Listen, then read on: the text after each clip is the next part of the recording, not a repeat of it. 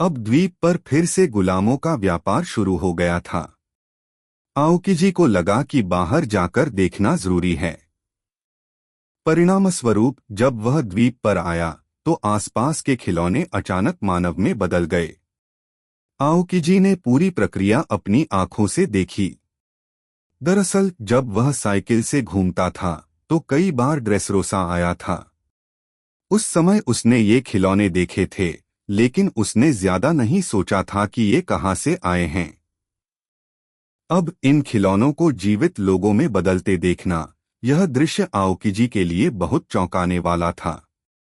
रास्ते में उसने खिलौने बदलते और उनके परिवारों को एक दूसरे के गले लगकर रोते हुए देखा, जिससे उसका दिल भर आया।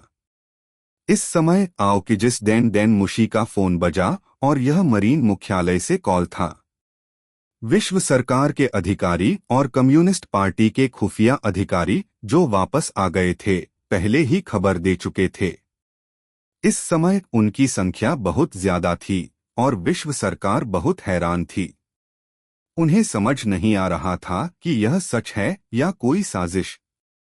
इसलिए उन्होंने यह बात मरीन के फ्लीट एडमिरल सेनगोकू को बताई और उनसे जांच के लिए ड्रेसरोसा में सेना भेजने को कहा।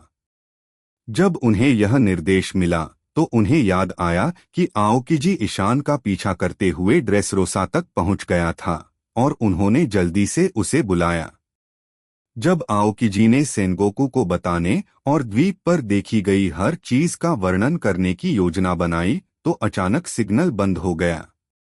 आओकीजी ने अपना सिर उठाया, आकाश की ओर देखा और पाया कि अनगिनत धागे धीरे धीरे आकाश में एकत्रित हो रहे थे।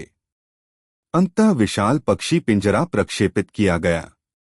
जिस जगह पर ईशान और दो फ्लेमिंगो लड़े थे, वहां दो फ्लेमिंगो ने आखिरकार वह पिंजरा हटा दिया जो सिर्फ उन दोनों को ढक रहा था। उसकी जगह उसने एक बड़ा पिंजरा लगा दिया। जब दो फ्लेमिंगो को एहसास हुआ कि स्थिति गंभीर होने लगी है तो वह खुद को संभालने में असमर्थ पाया और समय रहते सब कुछ संभाल नहीं पाया। उसने आगे बढ़कर पूरे ड्रेसरोसा द्वीप के बाहरी संपर्कों को अलग थलग कर दिया ताकि वह विश्व सरकार के अधिकारियों को अपने राज्य की स्थिति का खुलासा न करने दे सके।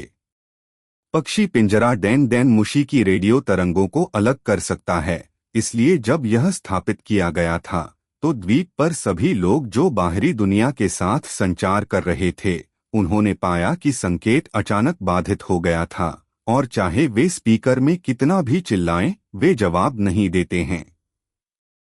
यह डोफ्लेमिंगोस धागे के फल की जागृति क्षमता है और ईशान भी इसे रोकने के लिए कुछ कर सकता है।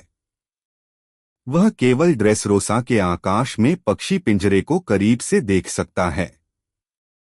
पिंजरा खोलने के बाद दो फ्लेमिंगो का काम यहीं खत्म नहीं हुआ था। उसने अचानक आसमान की ओर इशारा किया। उसकी उंगलियों से अनगिनत पतली रेखाएं उभर आईं। ये पतली रेखाएं सीधे आसमान की ओर दौड़ी, फिर मुड़ी और चारों दिशाओं में जमीन पर गिरीं। इस समय द्वीप पर दंगाई भीड़ के बीच कई लोगों की गर्दन पर ये पतली लकीरें चुभ रही थीं। अगले ही पल वे बेकाबू होकर अपने आसपास के लोगों पर, यहाँ तक कि अपने रिश्तेदारों और बच्चों के सामने भी हमला करने लगे। वे चिल्ला रहे थे और हथियार उठाकर उनसे भागने की विनती कर रहे थे। पक्षी पिंजरे का उपयोग रेडियो तरंगों को अलग करने और लोगों को वहां से जाने से रोकने के लिए किया गया था, ताकि द्वीप पर हो रही घटनाओं के बारे में बाहरी दुनिया को पता न चले। और फिर उन्होंने परजीवी तारों का उपयोग करके निवासियों को एक दूसरे को मारने के लिए नियंत्रित किया। इस तरह जब हालात बिगड़ते हैं तो जनमत को नियंत्रित करना और द्वीप पर हो रही घटनाओं को दंगाइयों के एक छोटे समूह पर थोपना ही जरूरी होता है। विश्व कुलीनों के संरक्षण में दो फ्लामिंगो इस घटना को एक मामूली बात में बदल देने वाला था। बेशक अब एकमात्र समस्या यह है कि उसे ईशान को खत्म करना है और फिर एडमिरल आओकीजी को एक खिलौने में बदलना है जिससे लोगों की उसकी यादें मिट जाएं।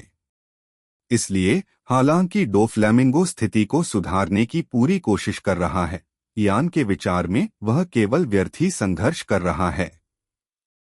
भावना हैनकॉक ईशान के पीछे खड़ी थीं और दोनों ने डोफ्लेमिंगो को गंभीरता से देखा। छोटा पिंजरा उठा दिया गया जिससे भावना हैनकॉक भी लड़ाई में शामिल हो सकी। जीभ निकालकर होठों पर लगे खून को चाटते हुए डोफ्लामिंगो को लगा कि मामला अभी भी थोड़ा पेचीदा है, क्योंकि उसे पता था कि अब न सिर्फ उसे 2 शिचिबुकाई का सामना करना पड़ेगा, बल्कि अगर मामला थोड़ा और खिंचा तो जयदेव और राघव चौहान भी आ सकते हैं। उस वक्त तो बात और बिगड़ जाएगी। और जहां तक उनके कार्यकर्ताओं का सवाल है, डोफ्लेमिंगो अब उन पर भरोसा नहीं कर सकते तथा उनके और दुश्मनों के बीच ताकत के अंतर को उनकी बड़ी संख्या के कारण पूरा नहीं किया जा सकता। हालांकि जब डोफ्लामिंगो संतुलन तोड़ने के तरीके के बारे में सोच रहा था तो एक जोरदार जमीनी कंपन हुई और एक विशाल काली छाया अचानक उसके पीछे प्रकट हुई। डोफ्लामिंगो ने अपना सिर घुमाया और हंसते हुए बोला, हो। लगता है देवताओं ने अभी तक मेरा साथ नहीं छोड़ा। जैक, तुम बिल्कुल सही समय पर आए हो। हालांकि ईशान और हैनकॉक ने एक दूसरे को चिंतित निगाहों से देखा। तीनों की नजरों के सामने एक विशालकाय जानवर प्रकट हुआ। विशालकाय जानवर की आंखें लाल और रक्तिम थीं। पीछे समुद्री लुटेरों का एक समूह था। जब वह पास पहुंचा तो ड्रॉट जैक धीरे धीरे इंसानी रूप में बदल गया, लेकिन वह अभी भी हट्टा कट्टा था। उसका लोहे का जबड़ा गायब था, उसके नुकीले दांत दिखाई दे रहे थे और उसने डोफ्लेमिंगो से कहा, डोफी, लगता है तुम मुसीबत में हो। क्या तुमने इस देरी और गड़बड़ी के बारे में बॉस कार्तिक से संपर्क किया? मैं कुछ नहीं कर सकता। कोई तो है जिसने मामला बिगाड़ रखा है। एक अजीब सी मुस्कान के साथ उसने हाथ फैलाए और कहा, लगता है आज मैं कुछ नहीं दे पाऊंगा। मुझे परवाह नहीं। सूखे जैक की लाल लाल आंखें डोफ्लेमिंगो को घूरते हुए बोली, मुझे आज ही सामान मिलना चाहिए, वरना मैं अंजाम भुगतने लायक नहीं रहूंगा। कोई तुम्हारे रास्ते में है तो बस मुझे उसे मार डालने दो। हूँ। कहना आसान है, करना मुश्किल। उसने दूसरी तरफ खड़े ईशान और हैनकॉक की ओर इशारा करते हुए कहा, ये 2 शिचिबुकाई हैं जिनकी हम बात कर रहे हैं। क्या तुम मजाक कर रहे हो? क्या तुम्हें पता नहीं कि तुम्हारे साथ कौन है?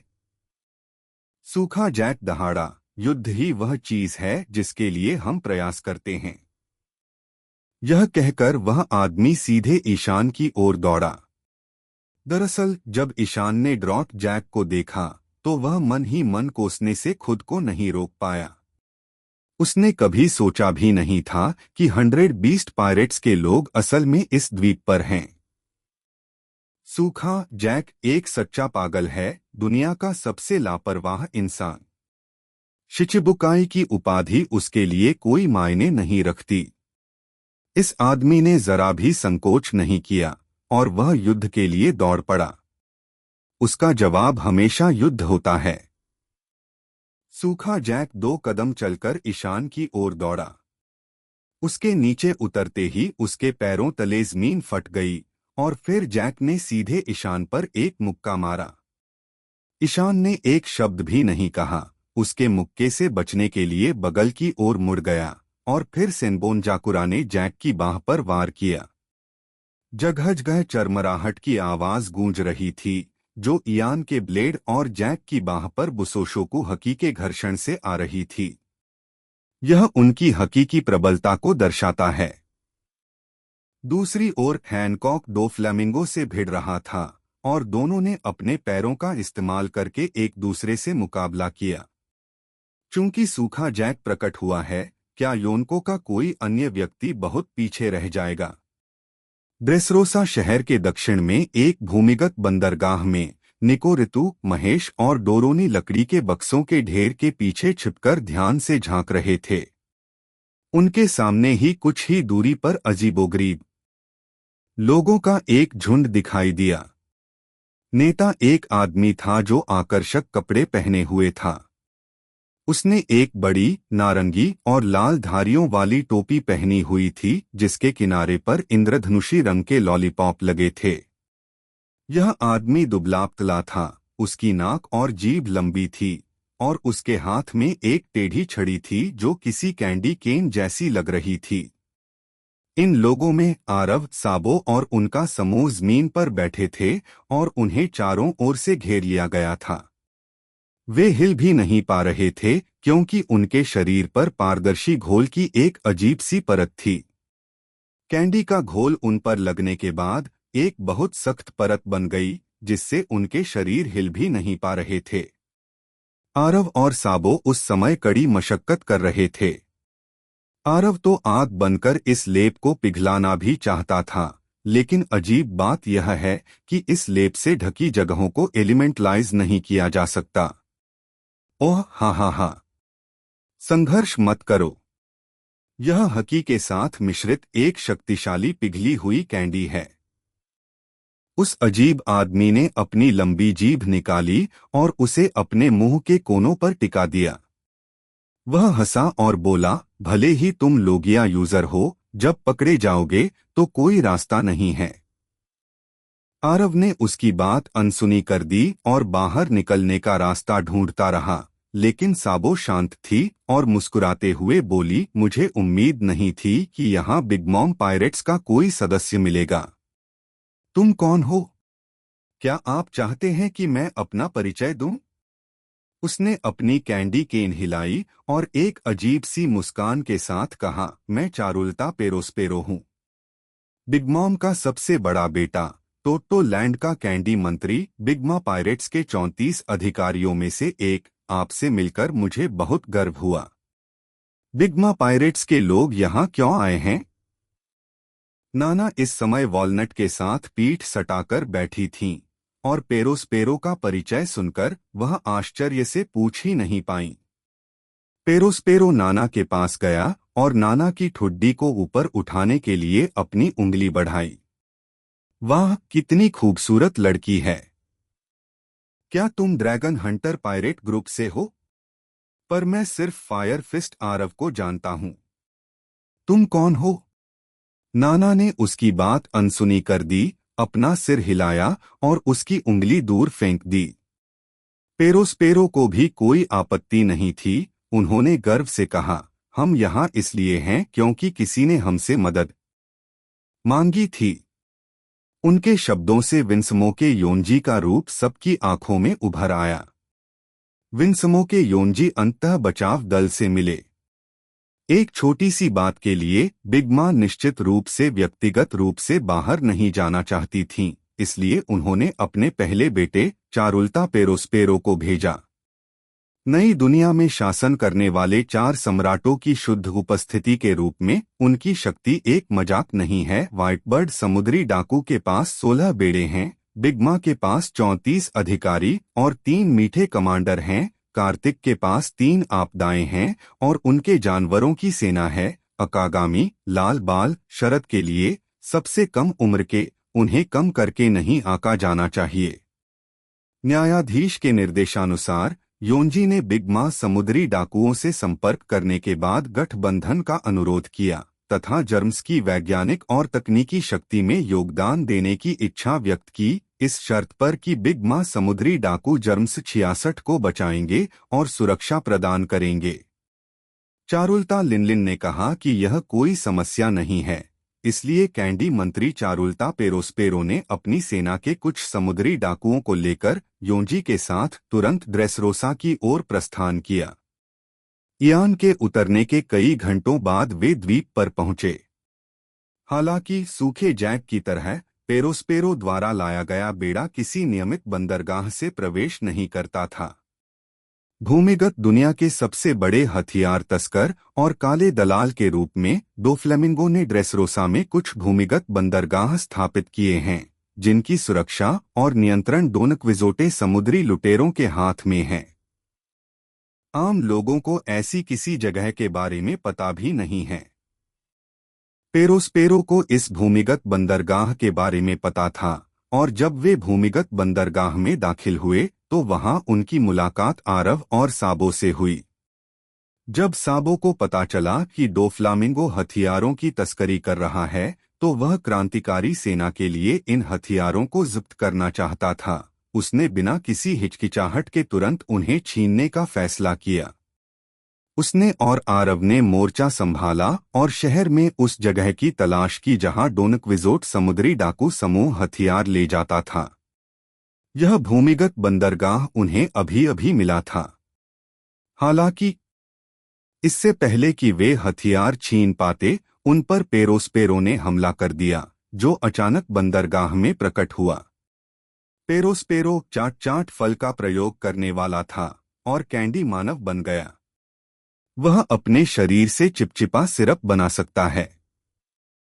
जब उसकी पिघली हुई कैंडी हकी के साथ मिलकर जम जाती है तो उसका सिरप लोहे से मजबूत कैंडी में बदल सकता है, यहाँ तक कि लोगिया डेविल फ्रूट यूजर के लिए भी बचना मुश्किल हो जाएगा। आरव और साबो अचानक से चौंक गए और बाकी सभी सदस्य पेरोस्पेरोस कैंडी से चिपक गए। निको, ऋतु और बाकी लोग गलती से यहाँ बाद में आ गए थे, लेकिन ऋतु ज्यादा सतर्क थी। जब उसे पता चला कि पेरोस्पेरो ने आरव को पकड़ लिया है तो ऋतु तुरंत महेश और डोरोनी को लेकर छिप गई। आरव और साबो को बचाने के लिए जल्दी से बाहर निकलना एक बुरा विचार था, इसलिए उन्हें पहले देखना पड़ा। जब योंजी प्रकट हुआ तो उसने हाथ उठाकर आरव के चेहरे पर मुक्का मारा, जिससे ऐस के मुंह के कोने से खून बहने लगा। हालांकि ऐसा लग रहा था कि जर्मा समूह ड्रेसरोसा में ईशान और अन्य लोगों के साथ मिलकर काम कर रहा है, लेकिन अंततः दोनों पक्ष अभी भी दुश्मन थे, इसलिए योंजी ने कार्रवाई करने में कोई हिचकिचाहट नहीं दिखाई। आरव ने मुंह में खून थूका, मुस्कुराया और योंजी की तरफ देखा, फिर अपना सिर घुमाकर पेरोस्पेरो से पूछा, तुम हमारे साथ क्या करोगे? हमें मार डालोगे? नहीं नहीं नहीं। पेरोस्पेरो ने अपनी कैंडी केन हिलाते हुए कहा, तुम व्हाइट बर्ड पायरेट्स के सदस्य हो। माँ अभी उस बूढ़े से लड़ना नहीं चाहती, इसलिए हम तुम्हें नहीं छुएंगे। तुम्हें बस आज्ञाकारी होकर यहीं रहना होगा जब तक हम जर्मा ग्रुप को नहीं ले जाते। योंजी ने लबादा खींचा और मुस्कुराते हुए कहा, लेकिन अगर डोफ्लामिंगो आपको इस जगह पर पाता है, हिलने में असमर्थ, तो आगे क्या होगा? यह हमारा कोई काम नहीं है। योंजी और पेरोस्पेरो की हंसी के बीच वे भूमिगत बंदरगाह से निकलकर सतह की ओर बढ़ गए। जब तक यह पुष्टि नहीं हो गई कि वहां कोई नहीं बचा है, तब तक तीनों चुपचाप अंधेरे से बाहर नहीं निकल पाए। बहन ऋतु। नाना ने निको, ऋतु और बाकियों को एक नजर में देखा और आश्चर्य से बोले, तुम लोग यहाँ थे? वाह, हम बच गए। ऋतु ने हल्के से मुस्कुराकर आरव और अन्य लोगों की ओर अपनी तर्जनी उंगली उठाई और फुसफुसाया। तभी डोरोनी आगे आई और सभी को चाशनी खोलने में मदद करने की कोशिश करने लगी। हालांकि कुछ अप्रत्याशित हुआ। डोरोनिस की ताकत के कारण वह चाशनी को हिला नहीं सका। पेरोस्पेरोस सिरप बहुत तेज था और यह सभी को सीधे जमीन पर चिपका देता है। आरव और अन्य लोग अब उठ भी नहीं सकते। डोरोनी ने जमी हुई चाशनी को पकड़कर तोड़ने की तीव्र इच्छा व्यक्त की, लेकिन उसका काला रोयेंदार चेहरा लाल हो गया और कोई हलचल नहीं हुई। महेश को पास में ही एक बंदूक मिली तो उसने उससे चाशनी तोड़ने की कोशिश की, लेकिन वह भी बेकार रही। अब मुझे क्या करना चाहिए? डोरोनी ने अपना सिर खुजलाया। ऋतु ने भौहें चढ़ाई और कुछ कहने ही वाली थी कि अचानक भूमिगत बंदरगाह के बाहर से आवाज आई, इसलिए उसने जल्दी से खड़े दोनों लोगों को छिपने के लिए कहा। भूमिगत बंदरगाह में जो व्यक्ति दिखाई दिया वह डोफ्लामिंगो का अधीनस्थ ग्लेडियस था, जो एक काले रंग का मुखौटा और चश्मा पहने हुए नुकीले सिर वाला व्यक्ति था। जैसे ही वह अंदर आया, उसने आरव और अन्य लोगों को पाया जो गोदी में फंस गए थे। हाँ, मैंने कभी सोचा भी नहीं था कि यहाँ फायर फिस्ट आरव से मुलाकात होगी। ग्लेडियस ने उन पर लगे सिरप को देखा और कहा, मुझे उम्मीद नहीं थी कि पेरोस्पेरो की बात सच होगी। शानदार, तुम लोग यहाँ धीरे धीरे मरोगे। उसके बाद ग्लेडियस ने आरव और बाकियों की परवाह न करते हुए अकेले ही भूमिगत बंदरगाह में घूमना शुरू कर दिया। जब भी उसे कोई उपयुक्त जगह मिलती, वह कोई अजीब चीज नीचे रख देता। तुम क्या कर रहे हो? वॉलनट खुद को रोक नहीं सका और उससे पूछा। यह एक विशेष उपकरण है। ग्लेडियस ने बिना सिर घुमाए कहा, मैं पॉप पॉप फल का उपयोग करता हूँ। मैं अपनी इच्छानुसार जिन अकार्बनिक पदार्थों को छूता हूँ, उन्हें विस्फोटित कर सकता हूँ, और यह विशेष उपकरण उन्हें मेरे शरीर से जोड़ने के लिए है। जैसे ही मुझे इसे सक्रिय करने की आवश्यकता होगी, मैं अपनी क्षमता को सक्रिय करने के लिए इस विशेष उपकरण का उपयोग करूंगा। फिर एक धमाका होगा और सब कुछ आसमान में उड़ जाएगा। ग्लेडियस ने अचानक अपनी उंगलियां फैला दी, एक विस्फोटक इशारा करते हुए। तुम्हारा मतलब है यह रिमोट कंट्रोल बम है? आरव ने आंखें फैलाकर आश्चर्य से कहा। बिल्कुल सही। ग्लेडियस ने सिर हिलाया और कहा, युवा गुरु ने पूरे द्वीप पर पक्षियों का पिंजरा लगा दिया है और मेरा मिशन सारे सबूत मिटा देना है। इसके बाद ग्लेडियस ने दोनों हाथ जेब में डालकर कहा, अपने अंतिम क्षणों का आनंद लो, क्योंकि जल्द ही किसी बड़े विस्फोट में तुम्हारी जान जा सकती है। ग्लेडियस चला गया, लेकिन ऐसा करते समय उसने निकास मार्ग को पूरी तरह से अवरुद्ध कर दिया। धिक्कार है। यह जानकर कि ग्लेडियस ने इस भूमिगत बंदरगाह में इतने सारे रिमोट कंट्रोल वाले बम लगा दिए हैं, नाना खुद को डांटने से रोक नहीं पाई, तो इस द्वीप पर एक बड़ा धमाका होगा। उस आदमी ने सिर्फ यहाँ ही नहीं, बल्कि और भी जगहों पर बम लगा रखे हैं। हमें जल्द से जल्द वहां से निकलकर सबको इसकी सूचना देनी चाहिए, साबो ने कहा। लेकिन इस कैंडी से छुटकारा कैसे पाए? आरव उदास था। ऋतु, महेश और डोरोनी फिर बाहर आ गए। जहां वे छिपे थे, वहां ग्लेडियस बम लगाने नहीं आया था, इसलिए वे छिपे रहे। मिस ऋतु, सबों ने कहा, तुम्हें कोई रास्ता ढूंढना होगा। बाहर निकलकर ईशान को ये खबर बतानी होगी। नतीजा, ऋतु ने सिर हिलाया और बोली, तुम्हारी मदद के बिना हम बाहर नहीं जा सकते। तुम्हें यहाँ छोड़ना तो दूर की बात है। कौन जाने वो पागल कब बम फोड़ दे। अगर ईशान तुम्हें बचाने वापस नहीं आया तो बहुत बुरा होगा। तो चलो कैंडी से छुटकारा पाने का तरीका ढूंढते हैं। इस समय मृत मछली जैसी आंखों वाले महेश ने अचानक अपनी हथेली थपथपाई और सभी ने तुरंत उसकी ओर देखा। तभी उन्होंने महेश को धीमे स्वर में कहते सुना, डोरोनी, इस चीनी के ढेर को खा लो। उसकी बातें सुनना पहले से ही मुश्किल था, लेकिन जैसे ही उसने कहा, खाओ, डोरोनिस के पेट से जोर की आवाज आई, जिससे वह थोड़ा शर्मिंदा होकर अपना सिर खुजाने लगा। डोरोनी, जो पहले ही पेटू फल खा चुका था, के लिए कैंडी का ढेर खाना कोई समस्या नहीं थी। इसलिए उसने तुरंत अपनी जीभ निकाली और आरव पर लगी कैंडी चाटने लगा। नतीजा यह हुआ कि चाटना सही हुआ। ठोस चीनी की परत, जो बंदूकों और मांसपेशियों से नहीं टूट पा रही थी, डोरोनिस के चाटने से धीरे धीरे पिघलने लगी। पेरोस्पेरो चाट चाट फल का उपयोग करता है। उसके शैतानी फल का नाम अपने आप में ही स्पष्ट है।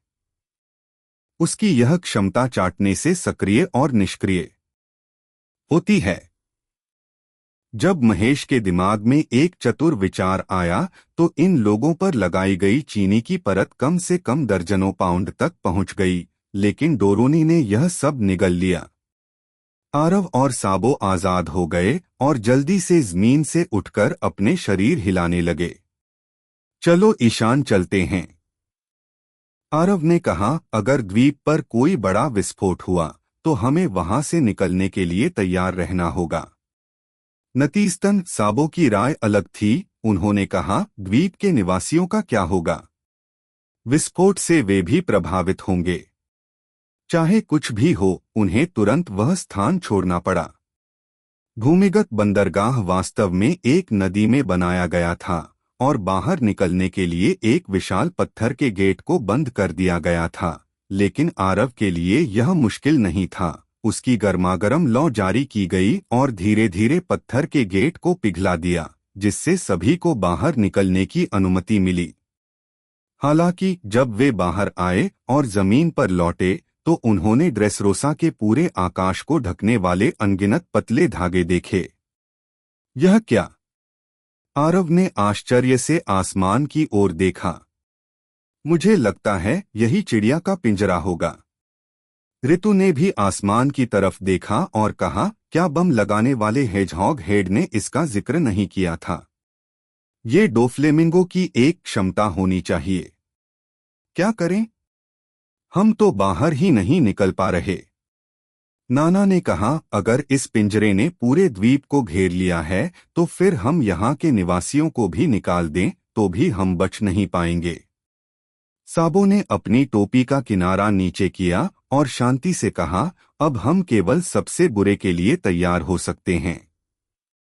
आरव, ईशान के पास जाओ और पूछो कि क्या उसे पक्षियों के पिंजरे को नष्ट करने का कोई तरीका पता है। नाना, मेरे पीछे आओ और द्वीप पर रहने वालों को खाली करने के लिए कहने की कोशिश करो। कम से कम उन्हें उन संभावित विस्फोट स्थलों से दूर रहने के लिए कहो। मिस ऋतु, अगर मुझे ठीक से याद है तो आपको फूल फल का प्रयोग करना चाहिए। मुझे आश्चर्य है कि क्या आप अपनी क्षमता का उपयोग करके किसी बाहरी व्यक्ति, जैसे हमारे जहाज पर मगरमच्छ, को सूचित कर सकती हैं। उसे हमें बाहर निकलने का रास्ता खोजने में मदद करनी चाहिए। इस निर्णायक क्षण में साबो का मन स्पष्ट और एकाग्र था और उन्होंने जल्दी जल्दी सभी को कार्य सौंपे। यह कहा जा सकता है कि सभी पहलुओं पर विचार किया गया, इसलिए वे तुरंत अलग हो गए।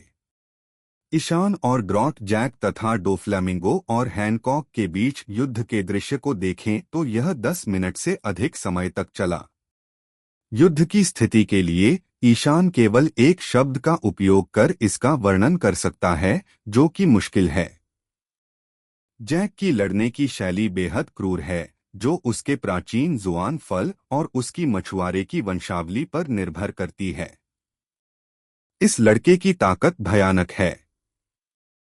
इयान के 3400 अंकों के बल गुण के साथ सिर्फ ताकत के मामले में वह उसका विरोधी बिल्कुल नहीं था। ईशान ने उसे कई बार नुकसान पहुंचाने की कोशिश की और वह हर बार कुचला गया। विशाल मुक्के और इयान के तेज ब्लेड की टक्कर के बाद वह हर बार पीछे हट गया। सूखा जैक जमीन पर मुक्का मारता है, जिससे विस्फोट होता है। यह विशाल बल जमीन को एक बड़े गोलाकार गड्ढे में बदल सकता है। उसका हर कदम जमीन को चीर देता। ऐसी अत्याचारी शक्ति इयान के संज्ञान में केवल कुइना, जिसने असुरों का फल खाया है, ही उसका मुकाबला कर सकता है।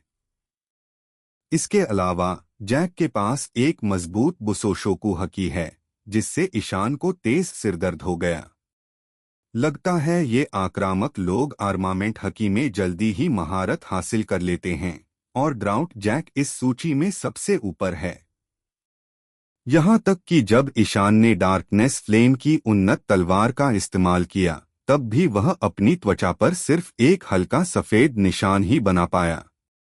10 मिनट की लड़ाई के दौरान ईशान ने जैक के खिलाफ हर तरह की चालें चली। जब उसने ब्लैक ड्रैगन की लहर छोड़ी तो जैक ने अपनी नंगी बाहों से उसका प्रतिरोध किया। हालांकि वह पूरी तरह से जल गया था, फिर भी उसकी बख्तरबंद बाहें तेज गर्मी से बच गईं। इससे भी ज्यादा परेशान करने वाली बात यह है कि जैक भी डोफ्लेमिंगो की तरह ही था। उसने अपना डेविल फ्रूट पहले ही जगा लिया था। अपने जोअन्स फ्रूट को जगाने के बाद उसे एक सुपर रिकवरी एबिलिटी और एक सुपर एंटी स्ट्राइक रेजिस्टेंस मिला था। इसलिए इयान की ब्लैक ड्रैगन तरंगों से जला हुआ हिस्सा सिर्फ 2 मिनट में ठीक हो गया। झुलसी हुई त्वचा बड़े बड़े टुकड़ों में छिल गई और जल्द ही नई त्वचा वापस उगाई। धधकती लौ इस आदमी पर बेअसर रही। ईशान ने बहुत ऊर्जा इकट्ठा की और बिजली की बंदूक से उस पर गोली चला दी।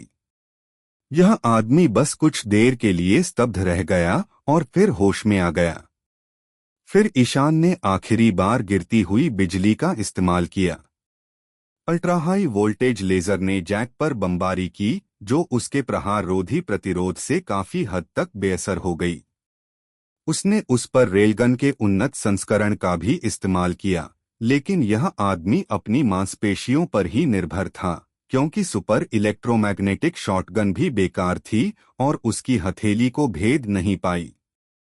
गोलियां उसकी मांसपेशियों में फंस गईं और जल्द ही वे फिर से बाहर निकलकर जमीन पर गिर गईं। उस वक्त इयान की आंखें लगभग बाहर निकल आईं। उसने पहली बार ऐसा अमानवीय राक्षस देखा था। हे भगवान, क्या ये कोई अजय जानवर है? सौभाग्य से, हालांकि इस आदमी को नुकसान पहुंचाना मुश्किल था, ईशान बस बार बार वार कर रहा था, क्योंकि अपनी विनाशकारी शक्ति के साथ जैक की गति इयान की तेज चाल के सामने अतुलनीय थी। हालांकि जैक केनबुनशोकू हकी, ऑब्जर्वेशन हकी का इस्तेमाल करने में सक्षम था, लेकिन उसकी सशस्त्र हकी के सामने उसकी साधना बहुत कमजोर थी और साथ ही उसकी हरकतें ईशान के साथ तालमेल नहीं बिठा पा रही थीं। इतनी देर तक लड़ने के बाद केवल ईशान ही उस पर वार कर पाया, लेकिन वे सभी बेअसर रहे। इस तरह जब तक ईशान उसका सीधा सामना नहीं करता, वह जैक को नुकसान पहुंचाने की कोशिश जारी रख सकता है। यह चपलता प्रकार के पात्रों की जीत है। भाड़ में जाए, जैक चिल्लाया, मुट्ठियां उठाईं और ईशान पर कोहनी पटक दी। नतीजा, ईशान तेजी से भागा और तुरंत वहां से चला गया। जैक का वार जमीन पर लगा और अनगिनत मलबा उड़ गया। इतने में ईशान जैक के सिर के पीछे फिर से प्रकट हुआ और ब्लेड की नोक जैक के सिर पर लगी। फिर उसने ओरोची का कौशल सक्रिय किया और कांच के टूटने की आवाज सुनाई दी। ब्लेड की नोक के आगे का स्थान अचानक ढह गया। अंतरिक्ष विखंडन का बल बहुत शक्तिशाली था। जैक के सिर के पिछले हिस्से पर यह प्रहार हुआ और वह तुरंत आगे की ओर झुक गया, जिससे उसका सिर जमीन से टकराया और उसके सिर पर लगे लंबे घुमावदार सींग जमीन में धंस गए।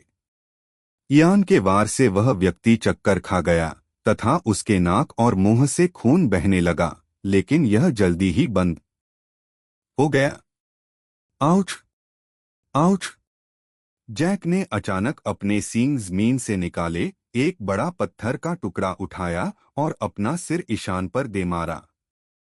ईशान ने स्लेट को काट दिया, उसे धमकाने का अवसर लिया। जैक की छाती की ओर बढ़ा, उसके दिल के पास अपना हाथ रखा और एक काला कण फेंका, जो ओरोची का ब्लैक होल था। एक क्षण बाद उन्हें अंतरिक्ष के शून्य की एक अजीब सी आवाज सुनाई दी और जैक का शरीर नीले सफेद प्रकाश के इस कण से हिल गया। हालांकि उसने अपने पूरे शरीर को ढकने के लिए बुशोशोकु काका का इस्तेमाल किया था, फिर भी यह शक्ति उसे भेद रही थी, उसके शरीर में एक स्थिर गति से प्रवेश कर रही थी। ईशान उसके दिल पर निशाना साध रहा था, जिससे उसे भारी क्षति पहुंची और ऐसा लगा जैसे वह फट जाएगा। खैर, इससे कोई फर्क नहीं पड़ेगा। हालांकि जैक अब बहुत दुखी लग रहा है, खून बह रहा है, लेकिन ईशान जानता है कि अगर उसे थोड़ा वक्त दिया जाए तो वो जल्द ही ठीक हो जाएगा। ऐसी ताकत का सामना करना जिसे मारना मुश्किल है। ईशान जानता था कि उसे कैसे संभालना है। वह जानता था कि कोई और क्षमता इस जानवर को नुकसान नहीं पहुंचा सकती।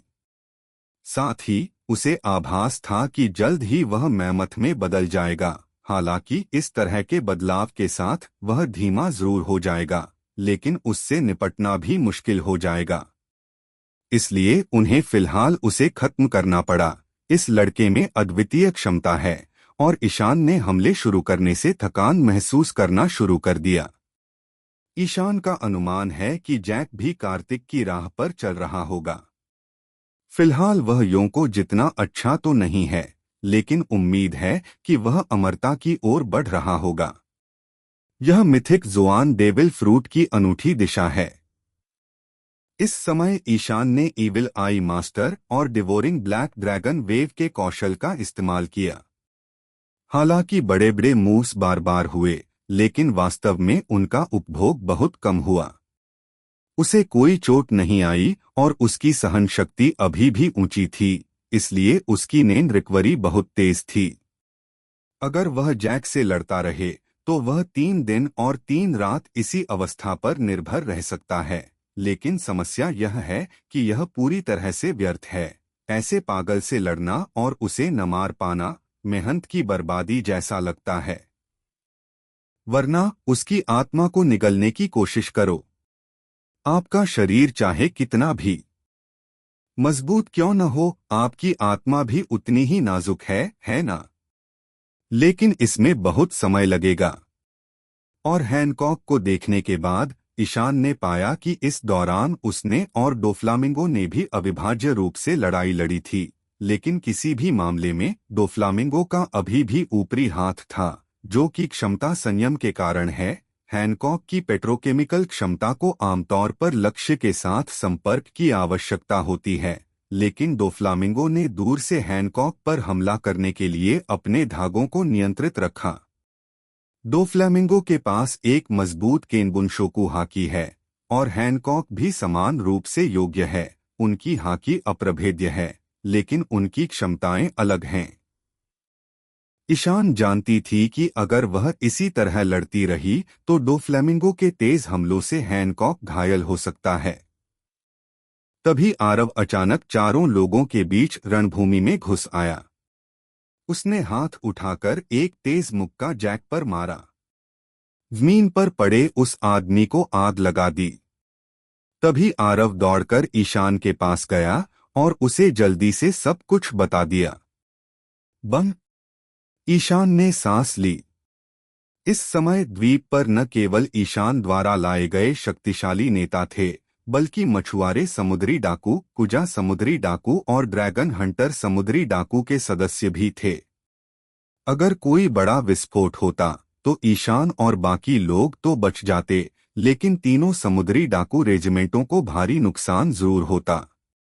इसे रोकना होगा। ईशान तुरंत समझ गया कि आरव यहाँ क्यों आया है।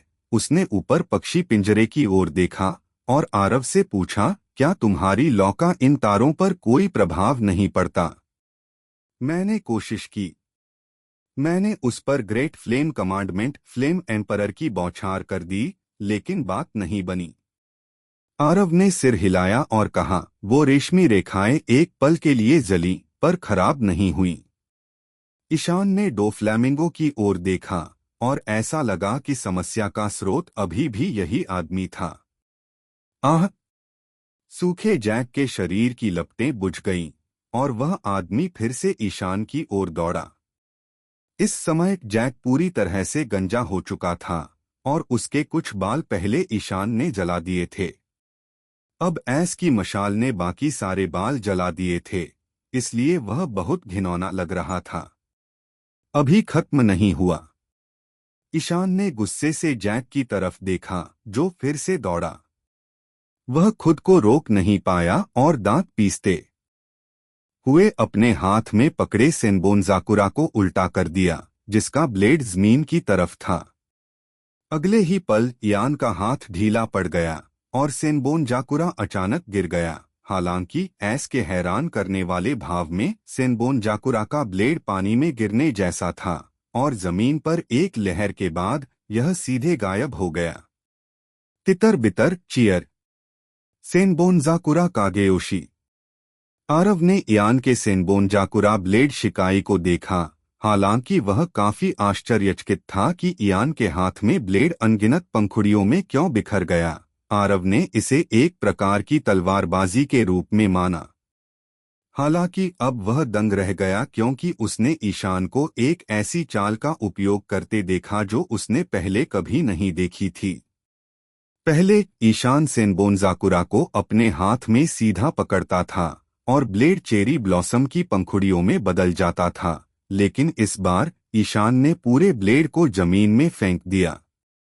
जब तलवार जमीन पर गायब हो गई तो इयान के दोनों ओर अनगिनत विशाल ब्लेड धीरे धीरे उठे। सैकड़ों ब्लेड। ये खड़े ब्लेड लगातार बढ़ते जा रहे थे और धीरे धीरे ईशान के दोनों ओर से उठते हुए जल्द ही सभी की नजरों के सामने आ गए। यह क्या है? भ्रम तकनीक। डोफ्लेमिंगो ने शैडो नाइट स्ट्रिंग से बनी रेशमी कठपुतली का इस्तेमाल हैनकॉक के वार को रोकने के लिए किया। थोड़ी दूरी बनाई और इयान की स्थिति को आश्चर्य से देखा। इसके विपरीत ड्रॉट जैक को इसकी जरा भी परवाह नहीं थी। जब वह ईशान के सामने पहुंचा तो उसने अपना विशाल हाथ उठाया और ईशान के मुंह पर मुक्का मार दिया। हालांकि इस समय एक अजीब दृश्य सामने आया। ईशान के सैकड़ों विशाल ब्लेड अचानक ढह गए। उनमें से प्रत्येक बड़ी संख्या में गुलाबी पंखुड़ियों में बदल गया। ये पंखुड़ियां एक साथ इकट्ठी हुईं और तुरंत पंखुड़ियों की एक विशाल समुद्री लहर में बदल गईं, जो ईशान के सामने गर्जना करती हुई एक विशाल गेंद में बदल गईं और जैक की मुट्ठी को रोक दिया। जैक का स्मैश आगे बढ़ना बंद नहीं हुआ, बल्कि वह करोड़ों पंखुड़ियों से घिरा हुआ था, जिसने उसके पूरे शरीर को ढक लिया था। यह सही है, इस बार ईशान ने जो प्रयोग किया वह सेनबोनजाकुरा का शिकाई नहीं बल्कि बांकाई था। सेलेस्टियल ड्रैगन्स से 10 अरब बेरी। रिचार्ज करने के बाद ईशान ने लगभग सभी का इस्तेमाल कर लिया है। अपने आम तौर पर इस्तेमाल होने वाले कार्ड्स को 5 स्टार रेड कार्ड्स में अपग्रेड करने के अलावा ईशान ने सभी ओरोचिस फ्रैगमेंट भी इकट्ठा कर लिए हैं। पहले तो उसने ओरोची के अंतिम ब्राइट लाइट का इस्तेमाल करने के बारे में सोचा, लेकिन उसकी ज्यादा खपत और नियंत्रण की कठिनाई के कारण ईशान ने ऐसा नहीं किया। जिन दुश्मनों से वह जूझ रहा था वे अब धीरे धीरे और भी मजबूत होते जा रहे थे, और न सिर्फ उसका सामना डोफ्लामिंगो से था, जिसे एक क्रूर शिचिबुकाई माना जाता था, बल्कि ड्रॉट जैक के आगमन ने उसे यह एहसास दिलाया कि इस नई दुनिया में 4 सम्राट एक दुर्गम बाधा हैं। सौभाग्य से ईशान ने बचे हुए हीरों से अपने विशेष खजाने को 5 सितारा तक अपग्रेड करने का फैसला किया। हालांकि उसने बहुत सारे हीरे खर्च किए, लेकिन यह पूरी तरह से सार्थक था, क्योंकि 5 सितारा सेनबोनजाकुरा जन्पाकुट अंततः बैंकाई को मुक्त कर सकता है। शिकाई के साथ सेनबोनजाकुरा ने ईशान के सभी गुणों में 3 गुना वृद्धि की, जबकि बांकाई ने उसके गुणों में 8 गुना वृद्धि की। अब अपनी अंतिम अवस्था में ईशान के पास 100,000 से अधिक नेन अंक हैं तथा उसकी शक्ति और गति विशेषताओं में भी वृद्धि हुई है। यद्यपि बैंकाई की अवधि बहुत कम है, इसलिए इस महत्वपूर्ण क्षण में इसका उपयोग करना सबसे अच्छा है। उसने सोचा कि इक्के की मदद से वह एक संयुक्त तकनीक से पक्षी के पिंजरे को जला सकता है। हालांकि समस्या यह है कि दोनों की काली और सफेद लपटें जब एक साथ निकलेंगी तो एक प्रचंड लहर उठेगी जो पूरे ड्रेसरोसा द्वीप को अपनी चपेट में ले लेगी और सब कुछ आग की भेंट चढ़ जाएगी।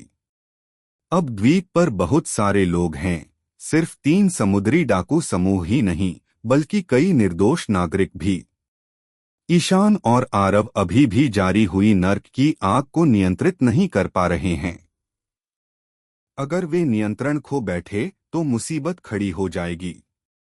इसलिए ईशान ने अकेले ही आगे बढ़ने का फैसला किया। ड्रॉट जैक की रिकवरी क्षमता वास्तव में कष्टप्रद है, लेकिन इस बार जब वह ईशान सेनबोनजाकुरस ब्लेड की पंखुड़ियों में लिपटा हुआ था तो उसकी रिकवरी क्षमता उसके लिए बोझ बन गई। सबकी नजरों में पंखुड़ियों का एक विशाल गोला दिखाई दिया जो मानो आसमान और धरती के बीच गुलाबी पंखुड़ियों से भरा हुआ था। यह एक खूबसूरत नजारा था, लेकिन जैक जो इसके बीच में था उसे ऐसा नहीं लगा। जब अनगिनत पंखुड़ियां तेजी से घूमने लगीं तो उन नुकीली पंखुड़ियों ने जैक के शरीर को चीर फाड़ दिया। शुरुआत में जैक अपनी सशस्त्र हकी के सहारे इन पंखुड़ियों का प्रतिरोध करने में सक्षम था, लेकिन पंखुड़ियों की संख्या बहुत ज्यादा थी। हर कट थोड़ी हकी को निगलने के बराबर था। बेशक तथाकथित हकी शक्ति लोगों की शारीरिक शक्ति से आती थी, इसलिए यह जैक की सहन शक्ति को खा रही थी। कुछ सेकंड तक टिके रहने के बाद जैक ने पाया कि उसकी शारीरिक शक्ति तेजी से कम हो रही है और उसका शरीर थका हुआ महसूस करने लगा है। धीरे धीरे उसका बुशोशोकु हकी टिक नहीं पा रहा था। एक स्लैश के साथ जैक पर पहला कट दिखाई दिया और उसके बाद दूसरा, तीसरा और अधिक। यह सच है कि ये घाव गहरे नहीं थे, लेकिन फिर भी दर्द कर रहे थे। हालांकि जोआन फल को जगाने वाले के रूप में जैक की शक्तिशाली पुनर्प्राप्ति क्षमता ने अपनी भूमिका निभानी शुरू कर दी और उसके शरीर के घायल हिस्से जल्दी ठीक होने लगे। अगर जैक पंखुड़ियों के गोले से बच निकलता तो शायद कुछ मदद मिलती, लेकिन उस समय उसे जहां भी दिखाई दे रहा था सब कुछ गुलाबी था। वह दिशाबोध पूरी तरह खो चुका था और उसे समझ नहीं आ रहा था कि कहाँ भागे। नतीजतन जब उसका शरीर संभल रहा था तभी पंखुड़ियों ने उसे फिर से काट लिया और वह एक अंधीन चक्र में फंस गया। यह सचमुच एक त्रासदी है, क्योंकि इस समय जैक को जो दर्द हो रहा है वह दूसरों के दर्द से 100 गुना ज्यादा हो सकता है। उसकी मजबूत सहन शक्ति ने उसे इन पंखुड़ियों में ज्यादा देर तक टिके रहने दिया, इसलिए उसे जो दर्द हो रहा है वह भी उतना ही स्थायी हो गया। आह! सूखे जैक ने पंखुड़ियों की गेंद में गुस्से से दहाड़ लगाई और लगातार खून की कमी और पुनर्प्राप्ति क्षमता ने असर दिखाया, जिससे उसकी सहन शक्ति तेजी से खत्म हो गई। इस समय उसे आखिरकार डर लगने लगा था। उसे लग रहा था कि अगर यही हाल रहा तो शायद यहीं मर जाएगा। बहुत दिनों से उसे किसी चीज का डर नहीं लगा था। ये वो एहसास था जो उसके बॉस कार्तिक ने भी कभी उसके अंदर नहीं लाया था। इसलिए वो दहाड़ने से खुद को रोक नहीं पाया। डोफी, मेरी मदद करो। अगर मैं मर भी गया तो कार्तिक तुम्हें कभी नहीं जाने देगा। धिक्कार है। डोफ्लेमिंगो जैक की आवाज सुनकर हैरान रह गया। उसे नहीं पता था कि जैक ने उस विशाल पंखुड़ी वाली गेंद में क्या अनुभव किया होगा, लेकिन उसे पता था कि अगर ईशान जैक को मदद मांगने पर मजबूर कर सकता है तो यह कदम वाकई बहुत भयानक होगा। इसलिए डोफ्लेमिंगो ने अंततः अपना ध्यान उनकी ओर लगाया। Off white shield white string. Doflamingo ने जमीन पर हाथ रखकर अपनी क्षमता को सक्रिय किया। हजारों रेशमी धागों से बनी 2 ढालें तुरंत जमीन पर उभर आईं। ढाल जैसे रेशमी धागों के ये 2 समूह आगे की ओर मुड़े और बढ़े। आगे का हिस्सा एक तेज भाले की नोक में बदल गया और पंखुड़ियों के गोले में घुस गया, और फिर हजारों धागों के दृढ़ प्रतिरोध का इस्तेमाल करते हुए पंखुड़ियों को अलग कर दिया, गेंद के बीच में जैक को लपेट लिया और उसे बाहर खींच लिया। ये आदमी वाकई कुछ छिपा रहा है। जब ईशान ने ये नजारा देखा तो वो सोचने से खुद को रोक नहीं पाया। हैनकॉक से लड़ते वक्त उसने अपनी जागृति क्षमता का इस्तेमाल नहीं किया था। हाँ, यह सही है। डोफ्लेमिंगो की तथाकथित शील्ड वाइट स्ट्रिंग एक शक्तिशाली चाल होनी चाहिए जिसका उपयोग केवल जागृत अवस्था में ही किया जा सकता है। सूखे जैक को डोफी ने बाहर निकाला, लेकिन उसके पूरे शरीर से खून बह रहा था और वह बहुत भयानक लग रहा था। जब डोफ्लेमिंगो ने उसे बाहर निकाला तो उसने खून की धार छोड़ दी। हालांकि ऐसा लगता है कि जैक अभी भी जिंदा है, लेकिन सभी ने देखा कि जैक इस समय अपनी लड़ने की क्षमता पूरी तरह खो चुका है। जागृत जोआन उपयोगकर्ता राक्षसों जैसे हैं, हालांकि यह उन्हें अमर प्राणियों के करीब लाता है, लेकिन यह उनकी शारीरिक शक्ति का भी बहुत अधिक उपभोग करता है। अगर डोफ्लेमिंगो ने बाद में उसे बचाया होता तो जैक शायद थकावट से मर जाता। यह एहसास होते ही डोफ्लामिंगो कांप उठा। एक तो इसलिए कि इस समय ईशान ने भयानक युद्ध शक्ति दिखाई थी, और दूसरी ओर क्योंकि उस समय जैक लगभग मर चुका था। दो फ्लामिंगो को कार्तिक ही मार डालेगा। जैक की समस्या सुलझाने के बाद ईशान को अब अगला काम पक्षी पिंजरे की घेराबंदी तोड़नी है। उसने डोफ्लेमिंगो की तरफ देखा, और हालांकि सबसे अच्छा तरीका उस पर सीधा हमला करना ही था, लेकिन अपनी चरम अवस्था में पहुंच चुका ईशान यह जानना चाहता था कि वह कितना शक्तिशाली है। वह देखना चाहता था कि क्या वह अकेले डोफ्लेमिंगो के अटूट पक्षी पिंजरे को तोड़ सकता है। आठ सबके देखते देखते पंखुड़ियों का विशाल गोला सिकुड़ने लगा और अनगिनत पंखुड़ियां धार में बदल गईं, जो ईशान पर एकत्रित होने लगीं। तभी यान की पीठ के दोनों ओर पंखुड़ियों से बने विशाल पंखों का एक जोड़ा दिखाई दिया। इतना ही नहीं, पंखुड़ियों का एक चाप पंखों को जोड़ता था। यह भाव बहुत